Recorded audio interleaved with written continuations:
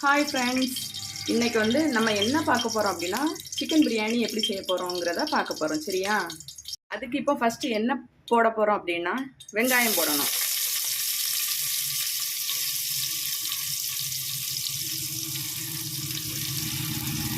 வெங்காயம் வந்து நல்லா வதங்கணும்.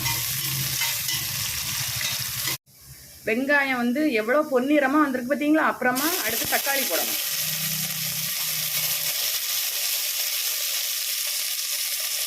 தக்காளி பச்சை மிளகாய் போட்டுட்டு நல்லா வதக்கணும்.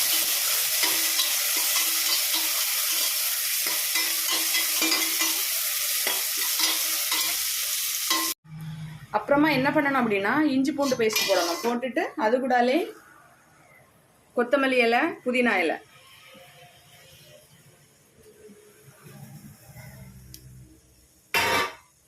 எல்லாம் போட்டு நல்லா கிண்டணும். கிண்டிட்டு அது கூடாலே தயிர் ஊற்றணும் கொஞ்சம் போல.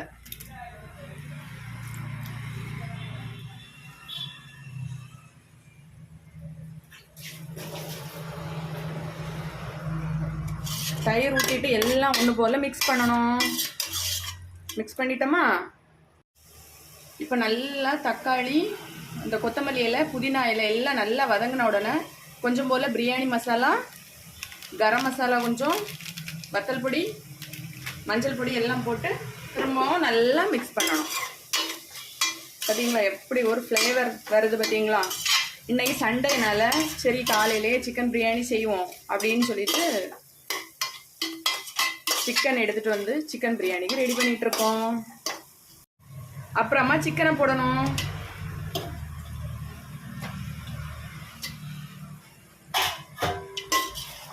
சிக்கனை போட்டு நல்லா வதக்கணும்.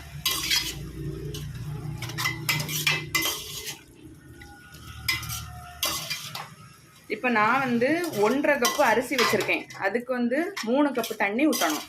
தண்ணி ஊற்றிடலாமா?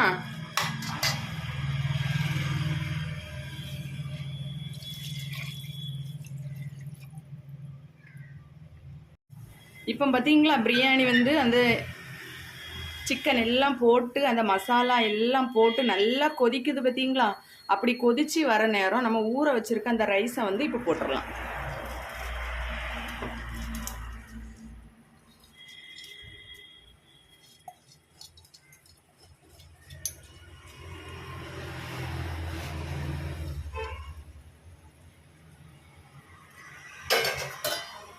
ரைஸை போட்டுட்டு ஒரு தடவை இந்த மாதிரி நல்லா கிண்டி விட்டுட்டு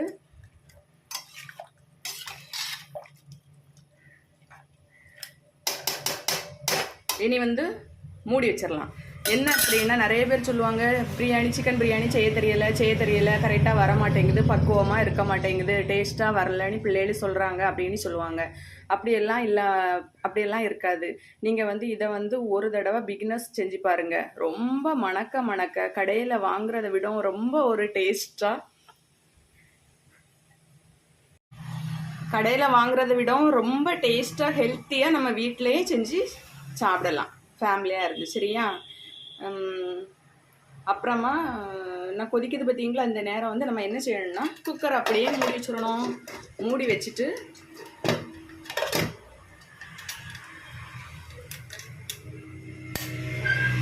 சிம்பிளாக வச்சிங்க அப்படின்னா கரெக்டாக 20 நிமிஷம் வெயிட் பண்ணணும்.